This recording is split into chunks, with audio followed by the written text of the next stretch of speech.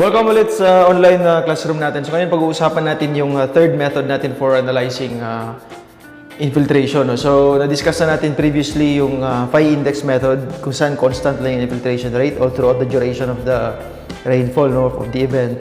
Tapos yung Horton's infiltration method na yun may unlimited, ang assumption na unlimited na water for infiltration, tapos mas empirical siya, no, na method. So compare dun sa dalawang yun, yung pag-uusapan natin ngayon, yung green amp method naman, yung third method natin, mas more physically based yung method na to. Kasi mako-consider na natin ngayon yung properties ng soil, yung moisture content, mga suction pressure, hydraulic conductivity. So yun yung mga tatlong parameters na ang kagandahan nito ay pwede natin i-measure yan sa field. Kunin natin yung mga parameters na yan para mas locally based yung data natin. So, para mas ma-analyze talaga natin yung infiltration depending on the properties of the soil dyan sa isang study area. No? Or pwede din naman tayong gumamit ng mga typical na values for hydraulic conductivity, for example, for clay, for sandy na soil, sa mga literature values. No? So, sa mga related na mga research or sa mga established na mga agency na for example, nag-test na ng mga iba-ibang types ng soil para makuha yung mga parameters na yun. So anyway, yung mga parameters na na-mention natin kanina, di-discuss natin yan mamaya. Tapos ano yung mga relationship nila, ano yung yun, kung ano sila in relation to infiltration. Okay, so yung green amp, dalawang tao yung gumawa niyan, si Green at si Amp. So yan yung mga pangalan nila nasa screen. Hindi sila actually mga engineering people, no? So mga chemist sila. So chemistry yung major na expertise nila. Magkasama lang silang faculty dun sa isang university sa Australia, okay? So ang green amp infiltration method is based dun sa unsaturated flow. So pag nasa subsurface ka, meaning subsurface, nasa ilalim ka ng surface ng lupa or ng soil, dun nangyayari yung infiltration, di ba? So, infiltration papunta sa ilalim or percolation papunta dun sa groundwater. So, meron tayong dalawang flow dyan, unsaturated tsaka yung saturated. So, ang difference lang, makikita natin dito sa drawing dito na saturated tsaka unsaturated. So, sa saturated, punong-puno na yung voids. Kasi yung soil natin, yung soil column, so, maaaral nyo din yan sa soil mechanics. Yung soil natin, hindi siya purong soil yan. Meron tayong tinatawag na pores, ito, or voids. Pwedeng magkalaman niya ng tubig tsaka hangin. No? So kung may tubig tsaka hangin, yan yung unsaturated na flow. Ibig sabihin, meron pang space for air. So hindi talaga fully saturated yung pores natin, matulad dito. Whereas dito, ito yung saturated. Ibig sabihin, wala ka ng space for hangin or air. Puro tubig na yung nandito o puro liquid na yung nagpo-flow sa voids ng soil column. So, saan to madalas nangyayari? Dun sa groundwater storage natin, sa mga aquifer. So, mas malalim, deeper yung storage na yan. Dun, ito na yung flow niya, saturated flow. Ito naman, ito yung malapit pa sa surface. So, madalas ito yung mga yung naaabot pa ng roots ng mga punong kahoy. No? So, yun. Minsan tinatawag din na VADOS or VADOS zone, yung unsaturated na zone. Basta ganito, no? Merong liquid, saka meron ding presence pa ng air. Okay? So, yan yung infiltration or green amp infiltration method ay ganito yung minomodel niya. So, ang ginagamit natin na equation dito, or ang ginamit pala nila na equation para represent or i-model yung infiltration sa unsaturated soil ay yung pinagsama nila yung Richards equation tsaka yung Darcy's law. So, yung Richards equation, ito yung itsura niya, no? Partial differentiation yan.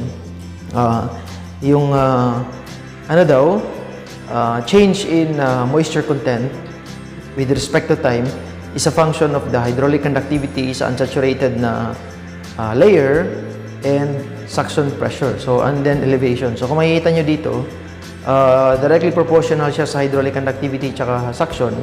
Tapos, inversely proportional siya sa change in elevation. So, yan yung Richards equation, yun, change siya ng moisture content. So, as the moisture sa soil mag-change, depende siya dun sa hydraulic conductivity ng soil, suction pressure, tsaka yung elevation niya from the surface. Okay? So ito yung mga parameters natin dito, yung mga variables. Yung theta, it's the moisture content as I've said earlier. Z is the distance from the surface. So kaya siya negative kasi downward yung direction ng Z, no? From the surface. Tapos ito naman, capillary suction or yung suction pressure dahil yan sa, di ba ang nasabi natin kanina, na-mention natin na sa unsaturated layer, merong space for air tsaka water. No? So, dun nangyayari yung capillary suction. Negative actually yung capillary suction dun dahil dun sa attraction ng water molecules mo tsaka yung walls ng yung mga pores, yung voids. So, merong attraction dun between sa molecules tsaka yun dun sa walls ng voids. Kaya nagne-negative yung pressure yun. Kaya suction yung tawag sa kanya kasi hinihila niya pababa yung water mo. Kaya siya nag-i-infiltrate din. No? So, aside from gravity, meron ka ding capillary suction or negative pressure na humihila dun sa water mo, dun sa pababa. No? Dahil nga dun sa presence ng pores or voids. Sa groundwater naman, di-discuss natin yan later sa groundwater natin na topic. So, sa groundwater, pag dun ka na sa saturated na zone, positive naman yung pressure mo. No? Yun yung tinatawag natin na piezometric head or yung hydraulic head. So, kaya ma-observe nyo na sa mga wells, pag masyadong malakas yung pressure, meron tayong tinatawag na flowing na water. No? So, lumalabas na lang kusa dun sa ground yung tubig natin from the groundwater storage. Kasi positive yung pressure niya, mas mataas pa sa ground level, for example. No? Kasi naka-meters naman yung naka-meters yung unit natin for pressure head. No? So, sa hydraulics nyo, we represent pressure heads, elevation heads in terms of length or height. No? So, naka-meters. Dito, naka-centimeters kasi maliit lang naman ako yan. So, anyway, suction pressure is negative, hinihila niya yung water mapababa. No? So, that's suction pressure. Ito namang hydraulic conductivity natin, unsaturated kasi nasa unsaturated layer tayo. Meron din kasi saturated na hydraulic conductivity which is I think much faster compared dito sa unsaturated. Hindi lang ako sure dyan, no? Pero yun, hydraulic conductivity is just the movement of water through the pores. No? Yung movement ng water mo through dun sa mga butas-butas dun sa soil volume. So yun yung hydraulic conductivity. So ang unit niya is cm per second. So, ilang cm yung natatravel ng water per second habang dumadaan siya dun sa voids. Kasi hindi naman siya parang dun siya lumulusot kasi sa mga voids. Sa isang soil column mo, dun siya sa mga butas-butas dumadaan. So, isipin niya lang, saan ba mas mabilis yung tubig? Dun ba sa punong-puno yung soil column? Or dun sa medyo may space ka pa na hangin? Just taking account yung suction pressure na nangyayari. Kasi wala ka ng mas maliit kasi yung suction pressure dun sa, I think mas mabilis nga yung hydraulic conductivity dun sa mga mas maliliit yung pores. No? Kasi ang suction pressure, baliktad. Ang suction pressure, nag-i-increase siya dun sa mga maliliit yung pores compared dun sa mga malalaki. Kasi pag malalaki, malaki yung space, so hindi masyadong attracted to each other yung mga molecules ng water natin, tsaka yung sa walls. No? So makikita natin mamaya na compared kung ikukumpara natin yung sand tsaka yung clay, mas mataas yung suction pressure sa mga clay kaysa sa sand kasi mas maliit yung pore size.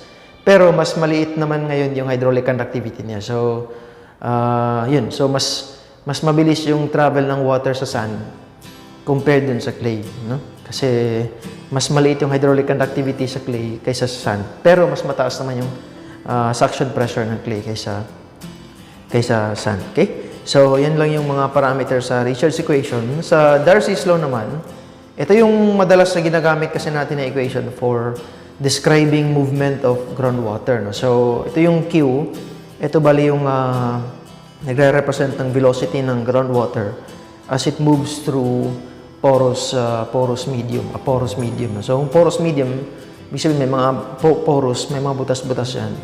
Tapos nagtatransport siya ng water. No? So, ang Darcy's velocity, ito yan, Q, is just the relationship between change in hydraulic head, tapos change in elevation. Tapos ito naman K, ito yung hydraulic conductivity natin kanina, ito yung proportionality constant natin para sa relationship na Ito, okay? So, negative din kasi, yun, parang ina-assume mo na kasi na may change in hydraulic head na from higher hydraulic head to a lower hydraulic head, okay?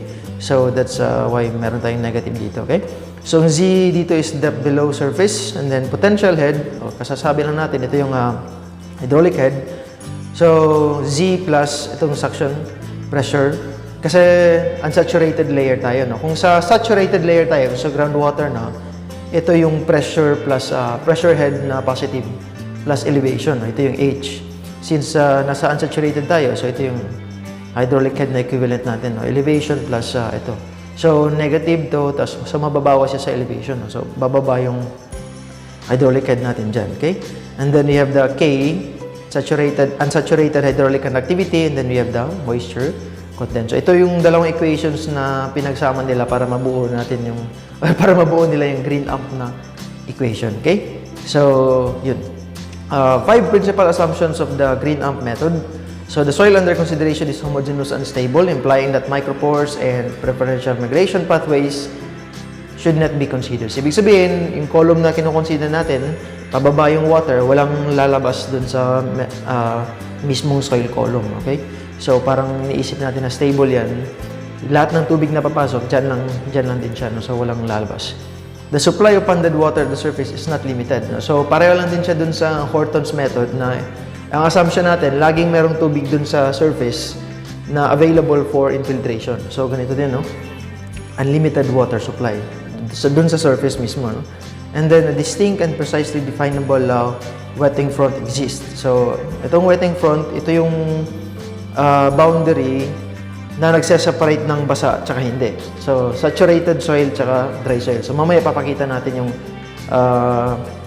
image no, kung ano yung wetting front para mas maintindihan natin. No? The capillary suction just below the wetting front is uniform throughout the profile, constant in time during the infiltration event. No? So, yung hila pababa, uniform daw. No? So, yun yung isa sa mga assumption. And then, the fifth or the last assumption, soil is uniformly saturated above the wetting front. So, yung nasa taas, ibig sabihin, puro saturated yun. No? So, once na nag-infiltrate yung tubig natin, ito yung, imagine na lang, ito yung soil column. So, once nag-infiltrate, mababasa na yung, di ba pag nagdidilig tayo, makikita natin yung tubig na nagda-dark yung isang side ng soil, yung nabasa, compared dun sa dry na medyo light pa yung color. So, para makikita mo na yung area kung saan yung saturated tsaka hindi, di ba? So, ganun yun. No? So, ito yung sinasabi natin na wetting front. Pag nabasa yung soil, ito yung sinasabi natin na dapat saturated na yung treatment natin dito. Tapos, ito yung wetting front. No? Ito yung boundary ngayon na nagsaseparate ng saturated na area tsaka yung dry na area. Okay? So, yan, wetting front. So, ito lang yung boundary natin. Okay. So, sa green amp, para ma-simplify, kasi pag isusundin natin yung ganitong itsura ng wetting front, medyo mahirap siyang i-analyze. No? So, sa science, lagi naman natin pinapasimple yung mga bagay-bagay. No? So, nag-assume tayo ng mga certain parameters. Like yung kanina, limang principal assumptions para mas mapasimple natin yung analysis. Simple, pero malapit pa rin sa katotohanan. Okay? So, ito yung simplification ngayon ng green amp method. Ito yun, no? Meron kang wetting front na medyo sharp, no? Straight lang. So, hindi katulad nung drawing kanina na pakurba-kurba. So, ito yun, no? Sharp lang. Ito yung wetting front. Tapos, mag-i-infiltrate dito yung water. Pababa naman dito papunta siya dito sa baba, sa dry soil. So, may time na masasaturate ito lahat. Tapos, ano pa ba dito, no? Ito yung available na water, infiltrating water. So, itong H dito, ito yung height ng nagpapand na water. So, kasi sabi kanina na isa sa mga assumption ay laging may water available for infiltration. Okay? So, ito yung available na water for infiltration. And then, yun. Tapos, meron tayong, ito pa, no? So, ganun pa rin. Ito lang yung basehan natin. No? So, ito yung nag-i-infiltrate. So, ito yung, huwag tayong malito na, ano, yung kanina kasi parang soil talaga, soil column talaga to, no? Ito yung dry pa, tapos papunta dyan yung water. No? So, ito naman, kung makikita mo, meron tayong values dito na moisture content. Ito, no? This is the water content or moisture content. So, ito elevation pababa. So, ibig sabihin daw, ito yung Ang column na ito, pag nabasa na, ibig sabihin ang volume ng water or infiltrated water is just equal to the difference in moisture content times the length. No? So, ang difference ng moisture content, ito yung initial na moisture content mo, tapos ito yung saturated na water content. So, anong difference? Ito yung initial, ibig sabihin, kung dry siya, mas maliit yung initial na water content. No? Pag medyo basa naman, so meron ka ng initial water content na may mas malaki dito. No? And then ito yung saturated, ibig sabihin ito yung time na yung pores o yung voids ng soil natin, puno na lahat ng tubig yan, no? Saturated water content. So yung difference nilang dalawa, yun yung kulang na tubig. No? So yun yung tinatawag natin na moisture deficit. So yun yung kulang na tubig dito sa column natin for example. No? So kaya siya nilagyan ng ibang variable dito na moisture deficit. Okay? So ito naman yung porosity natin. So ibig sabihin, ang saturated natin na water content is equal na ngayon sa porosity. So, sa soil mechanics, ang porosity natin is yung ratio ng voids tsaka sa total volume ng soil. No? So, kung napuno na yung total voids ng tubig, yun yung meron na tayong saturated na moisture content. Okay? So, this is moisture profile at moment of surface saturation. Ibig sabihin, pag nasaturate na yung surface, mag-start na silang mag-infiltrate. No? And then this is at a later time, moisture profile at a later time. Okay? So, pababa na yung water natin dyan. Okay? So, yan. Downward infiltration, negative F is equal to Darcy velocity. So, yung travel ng water natin pababa is, yun na yun siya yung infiltration natin. No? Kaya, i-equate natin na equal lang yung infiltration natin tsaka yung Darcy velocity. So, ang Darcy velocity again is yung description or representation siya ng movement ng groundwater sa subsurface. So, dito, pababa yung movement niya.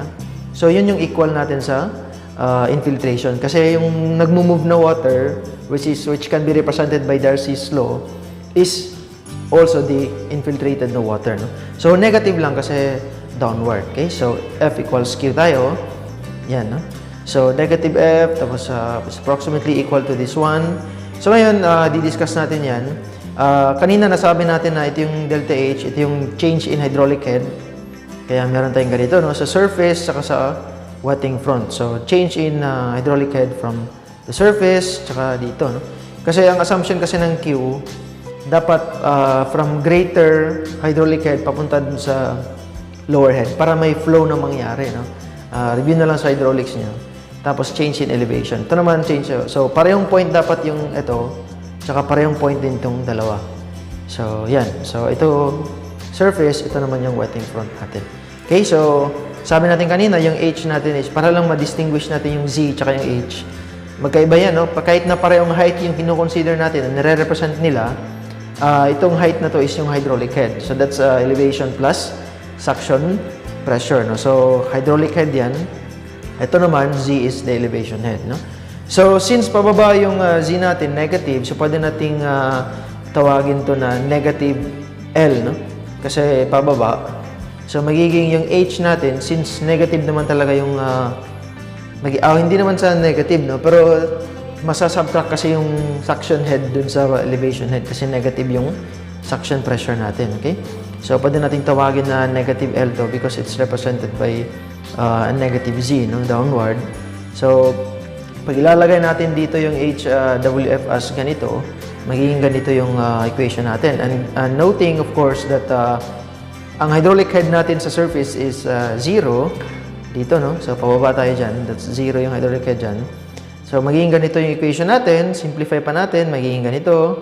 And magiging ganito. So, ito na ngayon yung infiltration rate natin na small f. Okay? So, pareho pa rin yung symbols natin dun sa Horton. F is a small f is a infiltration rate. Big F is the total infiltration volume. Okay? So, hydraulic conductivity, tapos meron kang suction pressure, tapos length. Okay? So, dito naman, kung titingnan natin, ang total infiltration F natin, for example, dito, is just equal to yung moisture deficit or change of moisture content times length. So, ano yung, parang yung isipin natin, kung napuno na to, ibig sabihin, ang nadagdag na tubig dito ay yung deficit or yung kulang times yung length. So, makuha mo lang yung volume, di ba? So, parang meron na kasing tubig na, meron ka ng laman na tubig, Pero, ito yung kailangan mo para mapuno. So, ibig sabihin, yung difference nila, yun yung kulang para mapuno. Okay? So, kung napuno na to, ang volume na ito ay equal sa yung kulang para mapuno times yung length. No? So, yung kulang ay yung tinatawag natin na moisture deficit or that's just saturated minus initial. No? So, ito yan, magiging ganito. Or, ang L natin, pwede natin i-represent as F divided by MD. No? So, ang L natin, pwede natin i-substitute dito sa nakuha natin equation kanina. And then, we'll have the infiltration rate using the green amp method na. Ito na yung final na equation natin. No? Hydraulic conductivity, suction pressure, tsaka moisture deficit no? Or water content. So, ito na yung tatlong parameters lang na kailangan natin kunin when we work with infiltration using green amp method. Okay? So, hydraulic conductivity depends on pore size and grain size. Yung sinasabi natin kanina na mas maliit yung hydraulic conductivity pag clay, mas malaki naman pag sandy soil, no? So, mas malaki yung pore size, mas malaki din yung hydraulic conductivity kasi mas mabilis yung travel niya, okay? So, suction pressure is the difference between atmospheric and hydrostatic pressures, no? So, sa hydraulics niyo, hydrostatic pressure is yung push ng water natin due to yun, yung merong force due to the hydrostatic pressure ng water. No? So, kahit hindi nagta-travel yan, for example, static lang, meron pa rin pressure yan na tumutulak dun sa walls or sa soil natin. No? And then, the moisture deficit is a function of effective porosity and initial saturation. No? So, yan, function siya ng porosity kasi yung water content kasi natin nandun sa pores, di ba? Sa void. So, yun.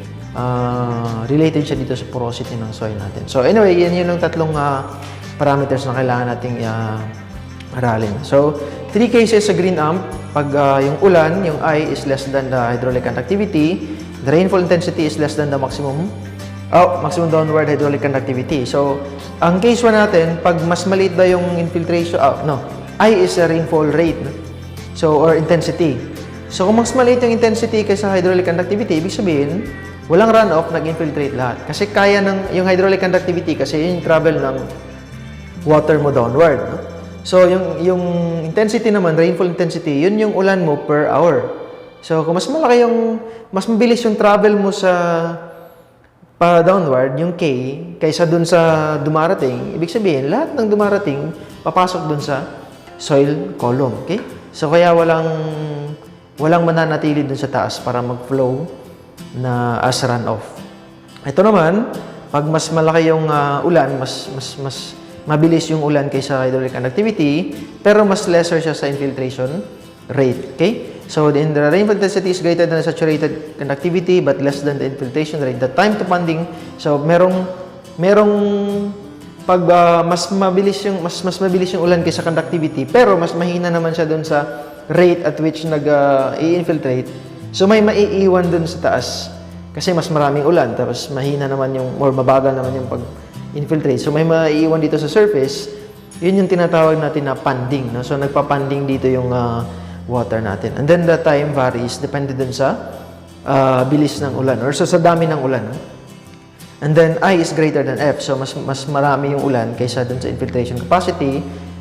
So, ang ano lang nito is, mas dadami na yung water mo dito sa pond. So, mas meron ka ng volume ng water na pwedeng mag-flow as runoff. So, runoff again is yung flowing water dun sa surface natin. That's runoff. Tapos magjo-join yan papunta dun sa streams natin or rivers. Okay? So, volume of infiltration at surface saturation. So, again, yung na-mention natin kanina na assumption ng green amp ay pag napuno na laging unlimited na water sa taas. So, ibig sabihin, saturated talaga yung surface natin. No? Surface saturation, yun yung sinasabi dito. No? So, F, ito yung nakuha natin kanina. The saturation or surface saturation, ibig sabihin, meron talagang available na water for infiltration. Pwede natin sabihin na I equals F. So, ibig sabihin, kung ano yung ulan, yun din yung available na water for infiltration. Okay? So, papalitan lang natin yung F with I, tapos kukunin natin yung Fs. So, ito na ngayon yung equation natin for volume of infiltration na a function of ulan. So, later, meron tayong ipapakita din na ibang equation na function of time naman.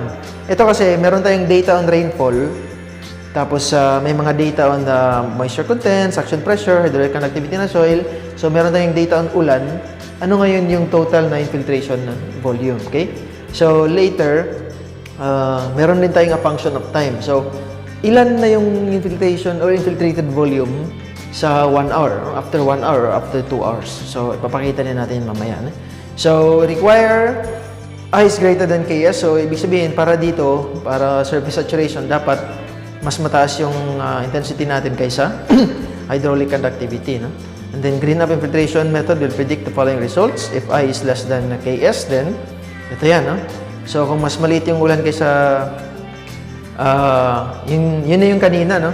Na siyempre kung mas konti lang yung ulan kaysa dun sa, or mas mabagal yung ulan kaysa dun sa pag-travel ng tubig sa subsurface, so lahat ng ulan ay pupunta dun sa ilalim. No? So ibig sabihin, ang infiltration natin is equal lang dun sa rainfall intensity. No?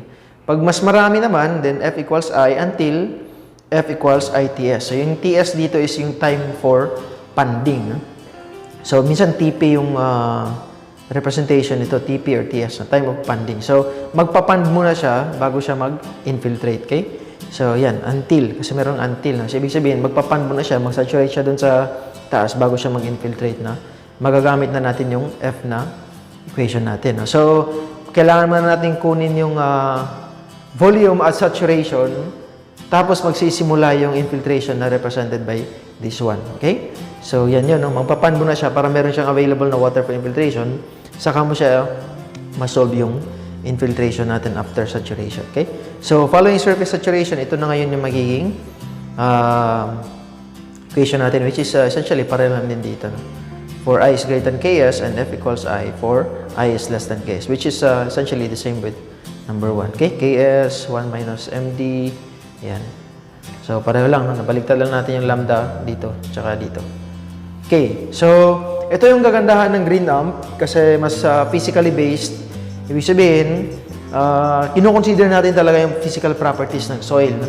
So, meron tayong mga values or typical values for porosity para sa sand, sa mga clay and loam, silt loams, mga ganong type ng soil. No? So, kung wala ka ng time para kumuha talaga ng actual na data dun sa study area mo, pwede mo nang gamitin to. No? So, examine mo lang kung ano yung soil type dyan sa study area. Tapos, yun, hanapin mo lang dito yung equivalent na value niya for the parameters na na-mention dito. Na porosity, effective porosity, wetting front suction.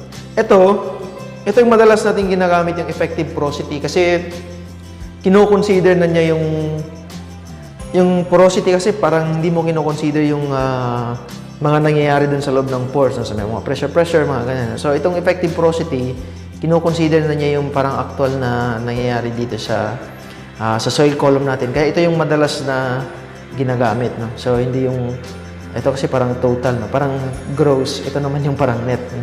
Parang ganun. So, kung napapansin nyo dito, wala tayong moisture deficit. No? Pero pwede natin i-represent kasi yung moisture deficit as this one. No? Saturated minus initial. Tapos yung saturated naman, as mentioned earlier, na-mention natin to na kapareho lang siya ng porosity. Kasi ibig sabihin ng saturated, puno na yung lahat ng voids ng water. No? So, equal na siya dun sa porosity. Since ang porosity natin is volume ng voids divided by volume ng total. No? So, yun. And then, kung hindi mo siya kayang i-measure sa field, pwede rin natin gamitin yung available water capacity. No? So, water capacity ng soil. So, pwede na siyang gamitin as the lower bound or lower limit ng moisture deficit natin. So, may mga literature values din tayo para dyan. So, ayan. So, yun na yun. Patuloy tayo. Sample problem para ma-apply natin yung green amp method. No? So, by the way, itong mga na-discuss natin ngayon, based siya dito sa libro na Bedient. No? So, Hydrology and Floodplain Analysis by Bedient. Philip Bedient, no? Ng 2013 yata ito. No? So, anyway, idol pa rin niya yung isang author na si Vente Chow. Na, kasi later, papakita natin na ni-reference na din si Chow. Applied Hydrology naman yung book ni Chow. So, anyway, itong mga na-discuss natin hanggang sa ngayon ay based dun sa book ni Bedient. No? So, Hydrology and Floodplain Analysis by Philip Bedient and meron pang dalawang author na kasali. No? Anyway, For the following soil properties, develop a plot of infiltration rate F versus infiltration volume F using the Green and Amp equation. So, ito yung mga parameters natin, hydraulic conductivity, etc. So, given tayo ng I, kasi kailangan natin ng I para sa Green Amp na yung na-discuss natin na equation. No? So, at surface saturation, yung, gaya ng sabi ko kanina, na kailangan muna natin kunin yung kailan masaturate yung surface natin bago magsimula yung mag-infiltrate. No? Kasi nga, ang assumption niya is laging may water na dapat available. No? So, kailangan kunin muna natin yung volume at saturation dun sa surface bago tayo magsimula dun sa infiltration rate na equation. So, Fs is ito yung equation. Makukuha natin yung MD as a product of this one or these two. Saturated tsaka initial. So, 0.2. No? So, MD natin is moisture deficit is 0.2. And then, yun. Pwede natin i-substitute lang. We have the MD is 0.2 times suction head is negative. So, that's a negative. And then, you have 1 minus this one is, ano ba yan? So, I, this is the rainfall intensity. And then, we have the KS or the hydraulic conductivity. So, meron tayong Fs na 0.625. So, anong ibig sabihin ng 0.625? Ibig sabihin, hanggang sa total volume ay umabot na sa 0.625, bale, ang infiltration rate natin dito na F, yung maliit na F, is equal siya dun sa rainfall intensity natin na 7.88. So, after dito, after ma-saturate na yung surface natin, dun pa lang magsisimula yung maliit na F natin na infiltration rate na equation. Okay? Kasi dito pa lang sa stage, from 0 to 0.625, ang I natin is equal lang sa F. So, ibig sabihin, lahat ng ulan, lahat ng precipitation is equal dun sa, or lahat ng infiltration, lahat ng ulan ay nag-infiltrate sa time na to, no? Until umabot dito sa total volume na 0.625. Okay? So, after dito, pwede natin gamitin yung F equals this one. Okay? So, at F equals 630 lang, example lang, no? For example lang na, kasi ito, lalagpasan lang natin to, no? So, 0.630, so, substitute lang natin yan, yung mga parameters natin, KS, ito yung papalitan natin, na yung F. So, 7.82 inch per hour. So, tingnan natin, medyo malapit lang dun sa I, di ba? Pero dito, mas konti na lang. 7.88 kasi yung I natin kanina. Ibig sabihin, sa amount ng ulan, konti na lang yung bumaba, no? Or nag-infiltrate. Try natin F equals 1. So, ito lang yung papalitan natin. 5.66. So, mas pakonti ng pakonti yung nag-infiltrate. No? And then, you have the 2. So, ito na lang. So, i-graph natin yan, sabi ng problem. So, ito yung sa table natin kanina. So, nagdi-decrease. Ito naman yung itsura ng graph. So, ito yung line natin for F equals 0.625. Ay, no, ito yan. 0.625. Yung pinaka-leftmost na red na line. So, makikita natin dito na before na kuha yung, or before na abot natin yung volume na 0.625, equal na yung infiltration rate tsaka yung rainfall natin na 7.88. Okay? So, and then pababa yan hanggang dito sa 8. So, anyway, ito lang naman required sa atin. I-graph natin yung infiltration rate tsaka yung volume of infiltration. Okay? So, yun. So, gaya na sabi ko kanina, yung kanina na kaibigan, yun yung infiltration sa function of yung ulan. Kasi meron tayong I na kinonsider. Ito naman si Chow, 20 Chow. Ang pangalan niya, 20, parang 20, no? 20 Chow. 1988, meron siyang equation din for infiltration as a function of time. So, bali, ano na yung cumulative na infiltration after 1 hour, after 2 hours. So, ito yung equation niya. And then, you have ang gagamitin nating procedure dito, yung tinatawag natin na successive substitution. Kasi kung mapapansin nyo dito sa equation, meron kang FT dito, meron ka ding FT. So, kailangan mong maglagay ng initial value ng FT or yung infiltration volume as a function of time. Kailangan mong maglagay ng initial para makuha yung second na value. Tapos, basta ipakita natin mamaya na kung paano. Kasi, successive substitution, so kung ano makuha mo dito, ito na naman ilagay mo dito. Tapos, makukuha ka naman ng bagong value nito. Kasi lalagay mo na naman yun dito ulit. Makukuha ka naman ng value. So, ganun, no? Masaya yan. And then, meron ding relationship si Chow na, hindi naman relationship ni Chow. Relationship na pinapakita si Chow na ang moisture deficit daw is just equal to itong equation natin, no? Where SE is your effective saturation, tapos ito namang theta E natin is yung effective porosity, which is andun sa table natin kanina. No? So, mas magamit din natin to using the table. Okay? So, ito yung equation ni Chow. Parang nalolobat na yata. Wait lang.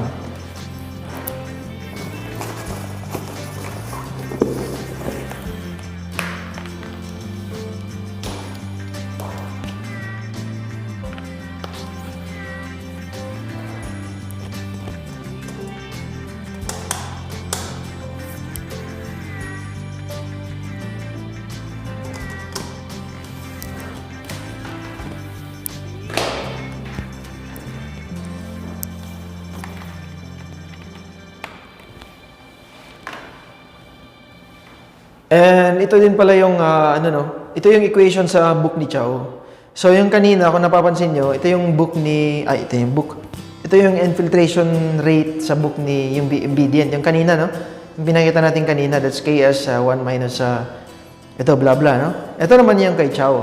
Actually, pareho lang naman yung dalawang equations na to. So, magkaiba lang talaga yung way ng pag-derive nila ng equation, no? Kasi chinek ko yung equation ni, or derivation ni Chow.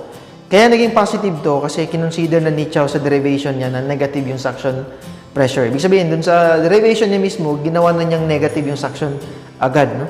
Dito naman, pag mag-substitute ka ng suction pressure dito, negative pa yung gagamitin mo. Kaya yung kanina na ginamit natin is negative 19 yata. No?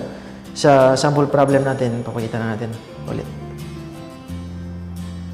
Ito, no? So, ang ginamit natin dito is negative 9.37. Kasi sa derivation ni Bedian, hindi pa niya nilagay yung negative sign dun sa derivation. Kaya kailangan, pag substitute natin gamit yung equation niya, ito, kailangan naka-negative yung suction pressure natin. Kay Chow naman, hindi siya naka-negative yung pag-derive niya. No? So, naka-negative na yung suction pressure pag-derive niya. So, pag mag-substitute tayo dito ng suction pressure, positive na yung ilalagay natin. Kasi yun nga, sa derivation niya, na-account na yung negative sign.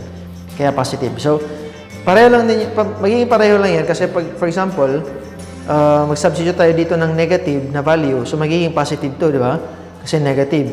So, pag positive nito, magiging equal lang sila. Kasi ito, pag i-simplify natin to, magiging 1 lang to, di ba? 1 plus itong value na ito. So, 1 plus itong value na ito. Pareho lang yan silang dalawa. No?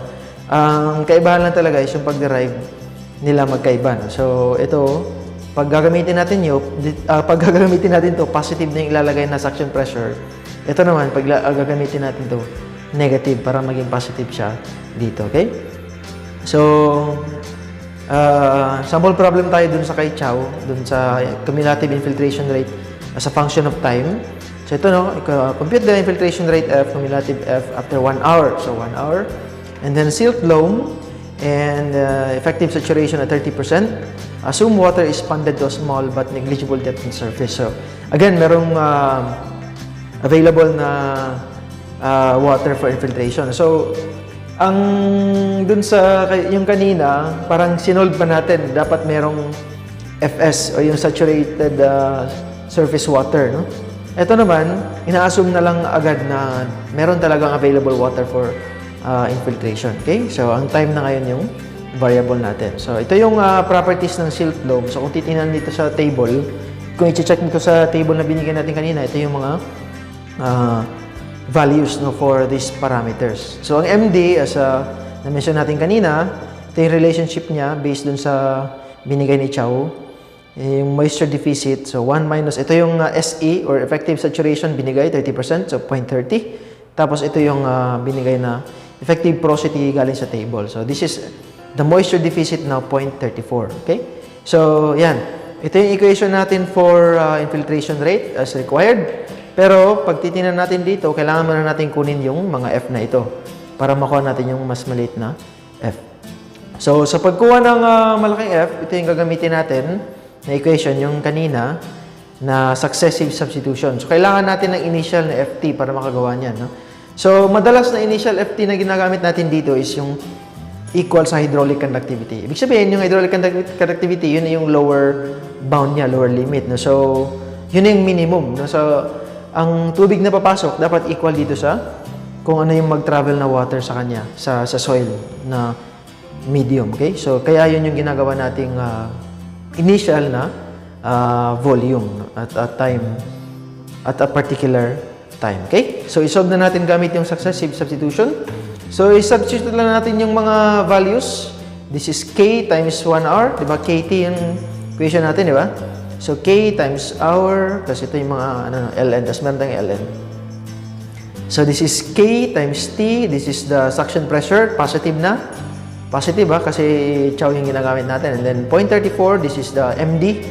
1 plus F na initial, tapos suction, tapos MD. Ang value nito is 1.28. Means, para sa successive substitution, itong 1.28, ito naman yung ilalagay na natin dito sa next na pag-evaluate ng equation. Tapos magiging ito yung sagot.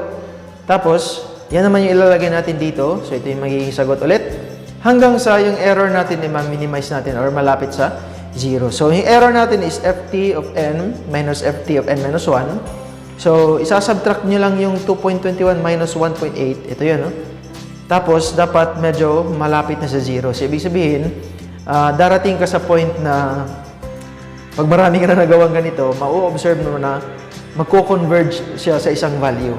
So, parang lalapit siya sa, for example, 3 point something. So, 3.5, ang value kasi nito, 3.17 eh. So, baka yung mga previous na values dito nasa mga 3.168, 3.169, 3.1695 hanggang sa 3.17 na wala nang masyadong difference yung makukuha mong sagot. Okay? So, yun yung convergence na value. So, ganun yung successive substitution. Mas madali ito pag sa Excel nyo gagawin. No? Pero kung sa calculator, pwede nyo i-set up yung equation tapos papalitan nyo na lang yung value ng f. So anyway, ito yung makuha natin yung f pag nag-converge yung equation natin. Tapos ito na yung gagamitin natin i-substitute dito sa f na mas maliit. Okay? So 0.65 as 3.17 and blah blah. Substitute lang yung mga values. Makukuha natin yung f as 1.81 cm per hour. So ganun yung paggamit ng green amp using dun sa equation ni Chow na function of time. Okay. So, in reality, hindi naman talaga konti lang yung matitira dyan sa surface, no? Kasi pag uulan ng malakas, mas madalas kasi mas malakas yung ulan kaysa infiltration capacity ng soil. So, meron talagang magpapanding na tubig dyan sa soil surface natin, no? So, para makuha yung panding time, ito yun na TP. So, parang i-calculate natin yung bali yung infiltration na equivalent is equivalent siya dun sa mga napanding na tubig. No? So, ito yung equation natin. Makukuha natin yung panding time as this one. So, algebra lang. Makukuha natin yung panding time as this equation. Okay? Tapos, sa pagkuha ng infiltration volume after the panding time, so, siyempre, pag nagpapand yan, naka-steady lang yung tubig mo sa surface, meron pa rin mag-i-infiltrate yan sa ilalim, no? Kasi naka-steady lang yung tubig mo sa taas. So, isasubtract natin yan dito sa total na infiltration mo from time and minus initial time. So, ito, kung ma-observe nyo, pareho lang na equation to, no? Pero magkaiba lang sila ng time. Ito, hanggang sa kung anong time yung analysis mo. Ito naman, yung panding time is yung hanggang dito lang sa nag-panding time. So, parang kung ito yung ina-analyze mo na time, tapos yung panding time as dito lang, so nag-panding yung time dito. So, ang matitirang nag-infiltrate na water is yung difference. No? So, isasubtract mo ngayon yung total na infiltration minus yung nag-pand. So, ito na yung infiltrated na volume ng water. So, isasubtract mo lang yan, magiging F minus FP. So, yun. Tapos, gagamitan mo ulit to ng successive substitution para makuha yung F. So, ito yung makukuha natin, yung F. Kasi yung FP makukuha natin dito. Okay? Kasi meron tayong K, tapos makukuha natin yung pending time dito. Yung TO is the initial time lang naman yan. Tapos sa FP. So, successive substitution pa rin to. Makukuha natin yung FP, tapos makukuha natin yung F na ngayon pagkatapos natin ma-subtract. So, that's the total, makukuha mo ngayon yung total na infiltration volume. Okay. So, yan. Medyo mahaba-haba yung discussion natin ngayon. Actually, kasi marami kasing nangyayari dito sa green amp na method, no? Kaya, nung last time, sabi ko, iniisip ko kung i-include ba to or hindi. Pero kailangan yata i-include kasi, no? Kasi, yun nga, ito yung pinaka-physically based na method compared dun sa Horton tsaka phi index na medyo empirical, maraming limitations, saka hindi siya masyadong representative dun sa soil na interest, na point of interest. Actually, yung FC dun sa Horton, yung final infiltration capacity, usually, ini-equate din siya sa KS. Kasi yung hydraulic conductivity na KS. So, parang yun yung parang relationship din ng FC tsaka na KS. Okay? So, yun na yun para sa green amp method. So, kung gusto nyo i-apply ito sa mga studies nyo na infiltration, pwede, no? Meron naman tayong mga properties na pwede lang makita sa mga literature na values na like yung pinakita natin kanina. Okay? So, next natin na topic ay evapotranspiration. Tapos, dadaanan pa natin yung hydrograph, yung pag-transform ng rainfall to a hydrograph. Tapos, may groundwater pa. And then, siguro itatouch pa natin yung water balance. No? So, para ma-apply natin lahat ng processes kung paano sila nag-i-interconnect, interrelate with each other. So, I think importante din na natin yung water balance. After mo na ma-discuss natin ito lahat. Okay? So, yun. Yun na yan for this video. Thank you ulit sa panonood and pagsama sa atin dito. And see you sa next na upload natin. Thank you.